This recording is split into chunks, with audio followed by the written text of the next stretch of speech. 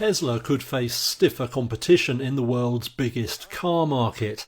Local champions are gearing up to take it on in China. Reuters sources say luxury electric vehicle brand Polestar, owned by Chinese automaker Geely, is planning a big expansion of its sales network.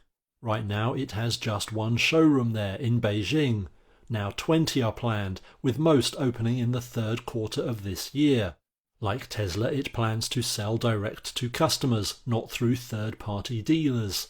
That means an upfront cost developing showrooms, but gives it more control over retail prices. Based in Sweden, Polestar is closely associated with Geely-owned Volvo.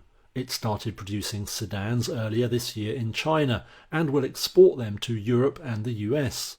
Right now, Tesla has over 50 showrooms in the country, and Polestar isn't its only competition.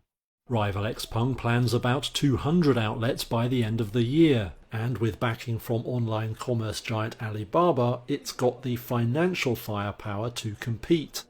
Meanwhile, China's government wants 25% of all domestic car sales to be electric vehicles by 2025.